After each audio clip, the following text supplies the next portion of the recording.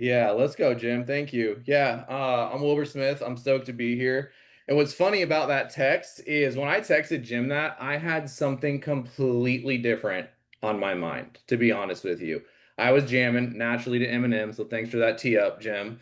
It was early in the morning. I was all fired up on pre-workout, and I was like, that on August 7th to me is very important. That's the day before I got sober. And August 7th of 2012.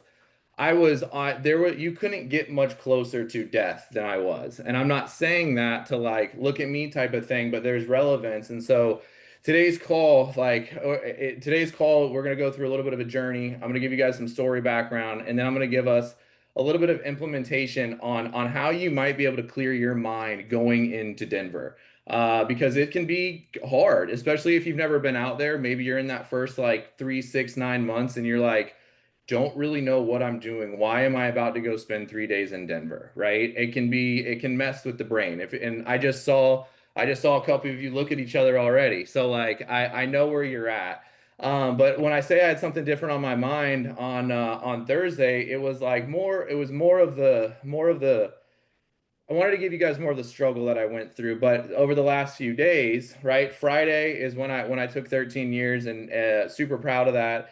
And then my wife and I actually went up. This leads into what I'll be dressing like Friday or this Friday, as well as why Jim was playing that a few minutes ago.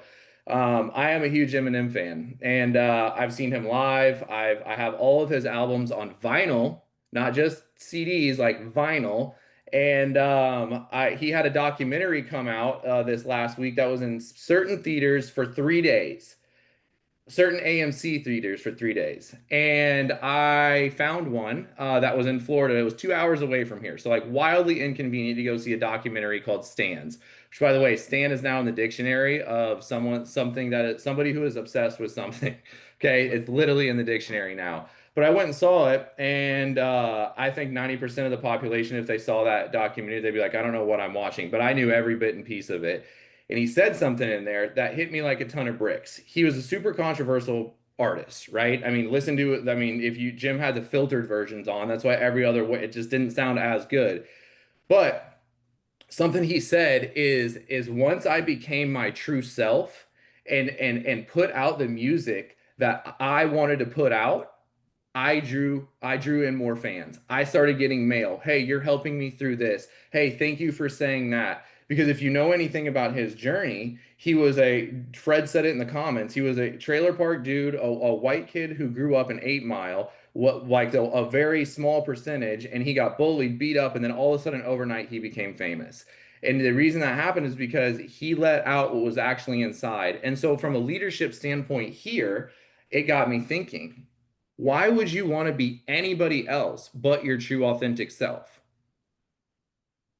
Okay. And if you're expected to lead somebody here, what are you gonna be showing the people who are coming in beneath you? Right? It's if you want to be a true leader, people need to see who you are, not the people that you think they need to see.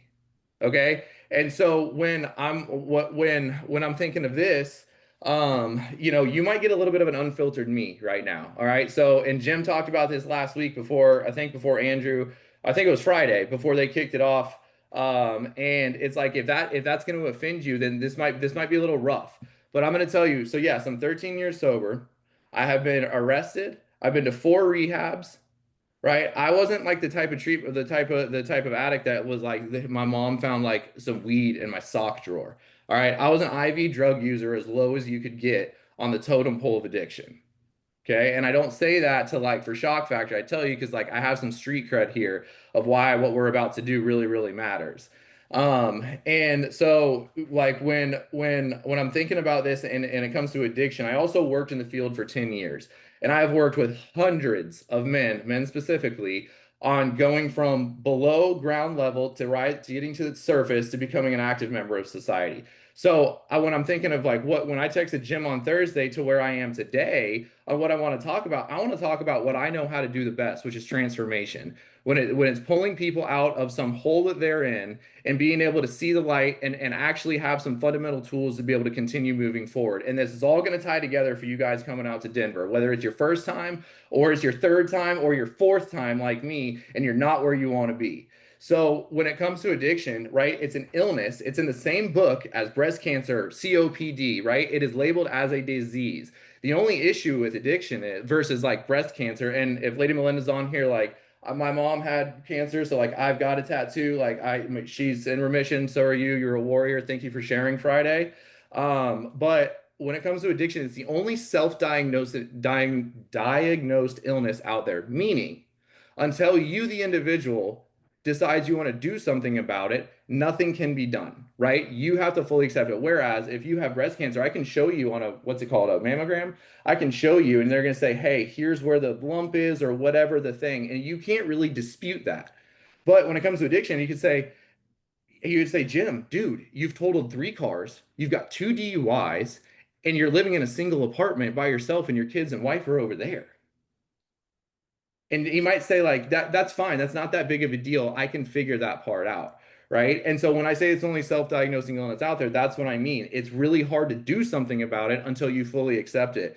And so when we walk somebody through like going from zero to getting out of what they're in, I came up through treatment centers, like I said, and then I went through a couple of different 12-step programs. A lot of you guys have probably heard of it. It's kind of a hush hush thing because a lot of people assume that like if you're in some sort of 12 steps program, you're like brown bag, under the bridge, drinking type of guy, smoking filterless cigarettes. That's not the case. My dad's a lawyer, really successful. My grandfather was an entrepreneur. My mom was a philanthropist. Like I had a golden spoon rise, right? Like I could have had everything at my fingertips, but something went a little bit haywire. Okay. And so when we look at the 12-step program, there's 12 steps, all right? And we're going to break today down, not in the words of it and not through the lens of you have to come over an addiction right now, but maybe there is some other stuff that is holding you back from where you're trying to get to. All right. And so the first part of this, and like I want this to be an interactive call. So if I say something that clicks with you, right? And this is Jim, if I'm correct me if I'm wrong, give me a thumbs up. Like this is an accountability call. So like the way that you stay accountable is by telling somebody that something is going on, right? And there are studies that show if you verbalize something to someone or put it on paper or give the weight to somebody that it almost cuts the stress in half sometimes, right? But if you keep it bottled up inside, guess who's dealing with it? You, the same person that got you in that situation. So this is a good opportunity before we all ride out to Denver over the next 2 days to be able to like release some of that so you can go in there with a fresh mind, right? So, well, I'm getting thirsty. So when we're looking at that first step, right? If you're an alcoholic, you would say like I concede to my innermost self that I'm an alcoholic. But maybe you can change that word right now. Maybe you can concede to your innermost self that you're a procrastinator. Maybe you can concede to your innermost self that you're disorganized. Maybe you can concede to your innermost self that you're judgmental. Maybe you can concede to your innermost self that you suffer from jealousy or envy, right? And it's holding you back from getting where you need to go. And so if you think, okay, so once we identify that and like throw some stuff in the chat that that you can identify, and if you concede to your innermost self, right, then now the wheels are in motion to be able to create the change by just verbalizing it. The wheels are in motion. So on if we're looking at what we're going on for step two, right? In the 12 step world, we you say that we that you're going to trust something bigger than yourself, right? And now this isn't a biblical thing, right? There's 252 people on this call, little light. I don't know where everyone is for the last week or two, but it's okay. The people who are here that need to be here are here. But the when we're gonna put we're gonna put our power in something bigger than ourselves, and you can identify that however you would like. We all have a different upbringing here, all right? So like it doesn't need to be a singular thing, but if you are the only person you're relying on, you've got an issue. You have a huge issue. So if you wouldn't be on this call if your faith relied on you. Stare at yourself in the screen and ask yourself honestly, can you get yourself out of the situation you got yourself in? No, it doesn't even make sense. And so if that's the case, right? So we're gonna put our faith in restoration into something larger than ourselves, right? And the next part of that is we got to do an inventory. I'm breaking down 12 steps in like 6 or 7. This is like the JV version, but I want you guys to be taking notes during this so you can reflect on it before you go to Denver. And I'm going to tie this all together. So if you're looking at the next phase of this, we have to take an inventory of ourselves, right? And typically we have to figure out where does like where am I resentful? Where am I fearful? What is really holding me back? Is there somebody that I look at that every time I look at them, that feeling comes up because I'm mad at them for something? And you might be like, what does this actually matter for? But it is causing you to it's like drinking the poison expecting the other person to die, right? So when you're giving that weight to somebody else, you are at a complete loss. You are not a winner, as Danny Young likes to say. Winners don't do stuff like that. And so when we're looking at that, that's you've got to narrow that down, and like here's a good place to be accountable to. So the next part of that phase is once you have a couple of those names or people, places, or things on paper, I highly recommend you share that with somebody. You can put it in this chat if you think it's going to help you. If you're under Andrew Jimenez, maybe after this call, you're going to shoot him a text and give him some action items that you're going to try to release before you get out to Denver. And then on the moving on to another step here is we've got to identify what we call character defects. You're like, what is a character defect? We all suffer from them.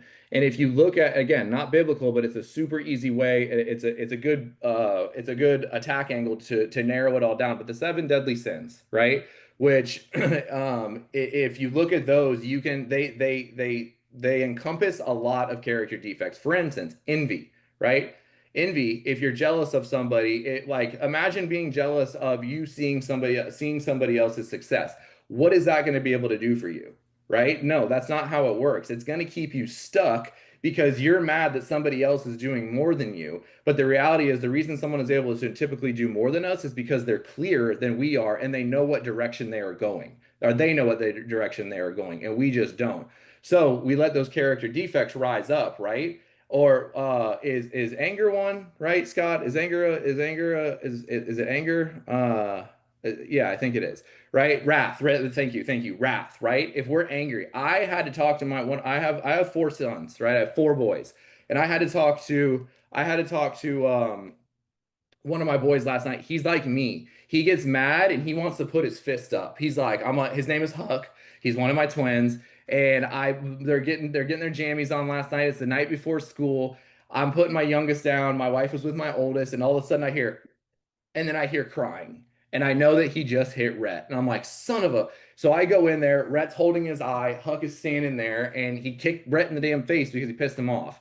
And I'm like, dude, you can't do that. So I asked him, I said, Huck, do you sometimes feel like when you don't know what to do when you get that feeling inside and you want to break something or hit something? He's like, yeah. And I'm like, same. I want to do that too. When I was younger, I used to love to break stuff. That's probably Eminem probably had something to do with that. So like that, the wrath brings a lot of that out, right? And so you can narrow down some of these character defects to be able to to get over them. The next part is who do I owe an amends to? And you're like, what does this all have to do with accountability, sales, Symmetry Financial Group? We're going to get there. But like, who do I owe an amends to? Right? I guarantee if I pause for a second and said, think of somebody that you know good and well, and it doesn't mean you like stabbed in the back, stole $1 million from them, but like simple, tiny things. Maybe it's your significant other, right? Like maybe you have to own up to something that like is small that you know when you come into it, you get that feeling inside and it creates that friction. So ask yourself, like, who do I need to talk to? And an amends, here's a word that I hate more than anything. And I don't let my boys say it. I mean, I kind of do, but like only but the word sorry is a shitty word because it's overused. It's easy. Jim, I'm sorry, dude. I didn't mean to say that to you, Jim. I'm sorry, right? How about this? Hey, Jim, I apologize that I said that to you. You didn't deserve for those words to be sent your direction, right? Does that sound a little bit better than Jim? I'm sorry, right? So think about who in your life you need to correct something with. And then there's the other part, which is a living amends. Sometimes if you go to somebody and apologize for something, you're going to be doing more damage than good, right? So we want to pull back on that. So if there's anybody that you need to apologize to and make things right, like do that. And you will be amazed at what comes your direction. You have no idea the freedom that you will experience if you make something right with somebody and then continue on it. And sometimes the living amends, like if you're a faithful person, like that just means praying for them. You'd be amazed what happens if you pray for somebody for like 7 days straight. All of a sudden you think about the situation, and you're like, where'd it go? Right? And that's because you're giving it away. Like you are giving it away. Like I said, for step two, you're putting your trust in something that it's going to be resolved. And then the next part is seeking connection.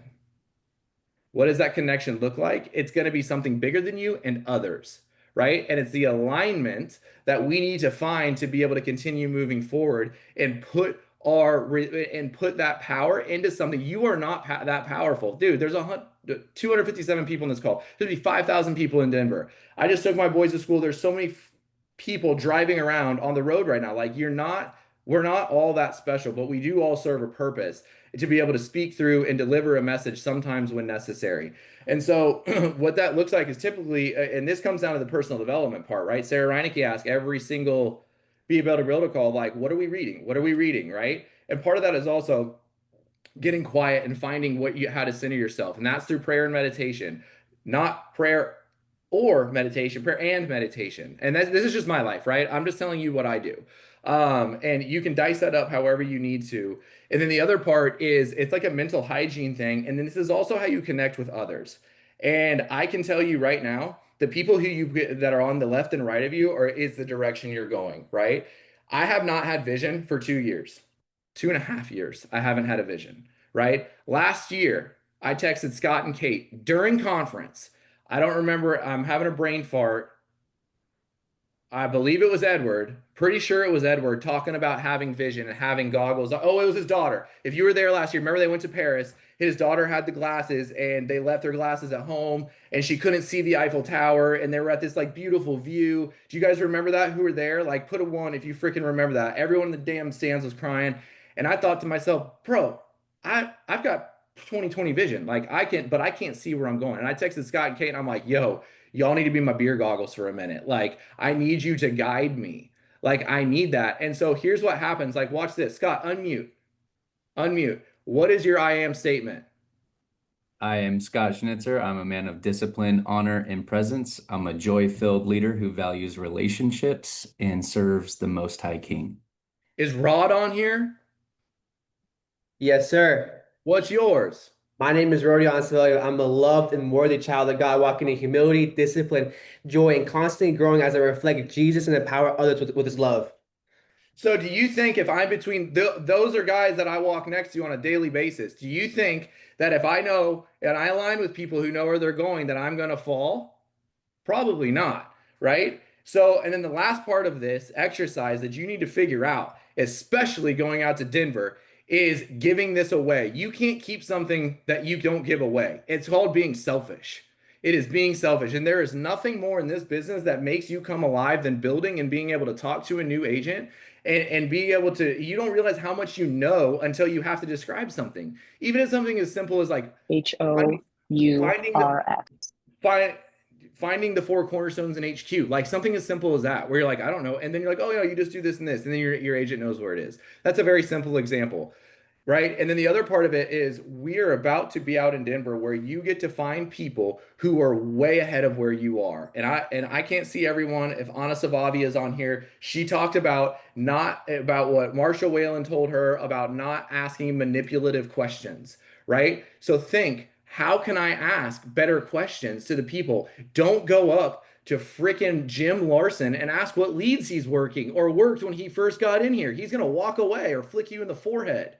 Something like that, right? No, ask how he got over some hurdle. Ask how I don't know, man, just figure out how not to ask manipulative questions, right? And so, like, to land this plane, if you're new, I'm going to tell you my first experience at Denver. 2022, let me back up. 2021, I was in the fourth year of owning my own drug and alcohol treatment center. We had amazing branding. We had a beautiful website. I had two residential homes that I owned. Well, the bank owned it, but you know what I mean? That were under my name. We had a 3,500 square foot commercial building that I had group therapy, individual therapy, the whole nines when it came to outpatient treatment. But the finances weren't showing up. So I tried to rebirth myself, right? I went down this personal development path. I tried to do all of the things. And then until it came to the turn of 2022, where my wife and I looked at each other, thought this is not going where it needs to go. And I had to let go of the thing that I thought was going to take me to retirement. Okay. So I sold. It really wasn't a sale. It was like it was quote unquote a sale, but it was more so just so there was a bill of sale and I could walk away, right? I didn't make a dime off of it. I get licensed June of 2022. Conference is in August of 2022. I'm on that plane flying to Denver. And I'm looking at the ground just like, oh man, I have royally effed up. Like, what am I doing? And that was everyone's first year back, right? From COVID. And I'm like the whole time I'm wondering what is happening. And then I had this moment, and here's where you guys need to understand that if you're not listening or you're not paying attention, your moment might not be there. If you guys remember, like Jim and Andrew, you were there. Brad Smith got that buff the first year of the Buffalo Spirit Award, right? That exact buffalo, the exact print. He was a twin. I don't know Matt, right? I didn't know, but he was a twin. I have twins. I'm a Smith. That same print is in my kid's room. The exact same print. Here's what's even weirder.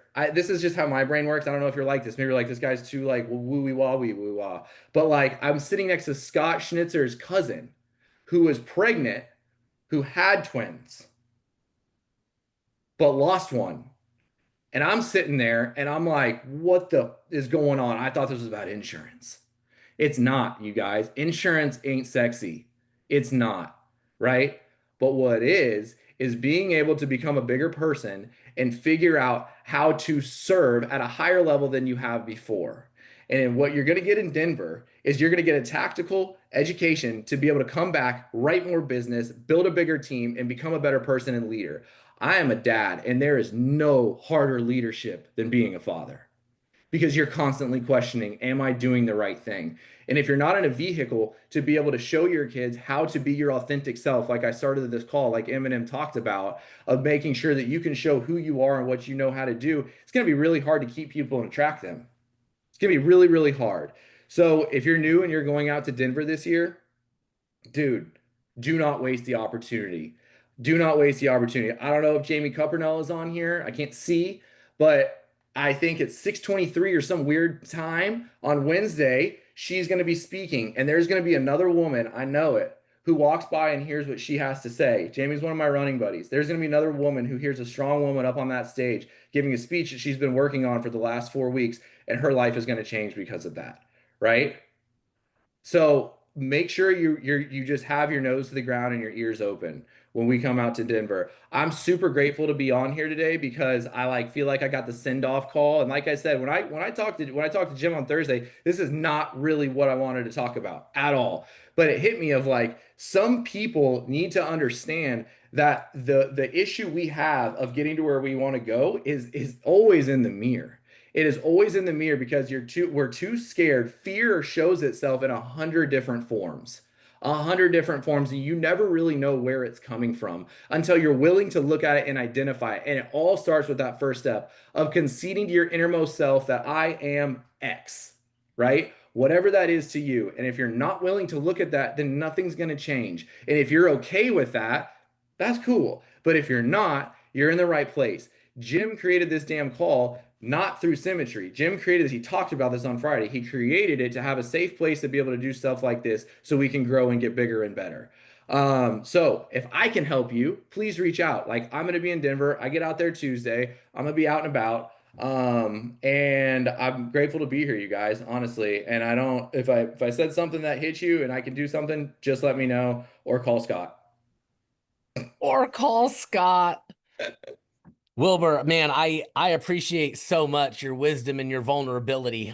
This is a heck of a send-off call, man. And it's so true, guys. Your self-awareness or lack thereof is gonna be the limit of your business. I mean, John Maxwell talks about this. It's everywhere. The more you see this, and I'll tell you, there's a humility in that, man. Like I look at my journey and people will like to put me on a pedestal and I reject it every chance I can because I don't feel 1 second different. I'm dealing with my own demons. I'm dealing with my own struggles. I'm the same guy in the mirror. Can I tell you something very transparent about me? I am absolutely terrible about showing up consistently when I don't have to. Do you want to know the reason I won in this business? was because I freaking had to and my back was against the wall and I didn't have another option, and I am really, really good when my back is against the wall. In fact, I happened to be so good that I got to the top of this company, but I had to put myself in a position where we were at risk of losing everything in order for my ass to start getting the shame I feel about that. The fact that I'm not even completely over it, and I still have to put myself in a hard position to get off the couch and do the very crap I know I should be doing. So when I talk to people that are in this business and they don't necessarily need it to work, they just have a vision for what it could be, and they show up every day working for that, I'm like, you're the real hero. I literally don't even know how to do that. How can I learn from you? The more you know yourself, the stronger you're going to be able to be. The more you learn to surround yourself with people that are strong in the areas you're not. I keep Scott close because I see him as an example of daily discipline that I in my own life have yet to learn how to harness. And I want people in my orbit that can inspire me to grow in the ways that I'm weak, man. That's what we get here. We get vulnerability, we get transparency, and we get radical transformation. Thank you for being that example, Wilbur. Thank you for giving us that message today. I love you guys. Again, I cannot wait to hug your necks. We're due. All right, I'm gonna open out some breakout rooms, and we're gonna take a look at numbers before we go to Denver.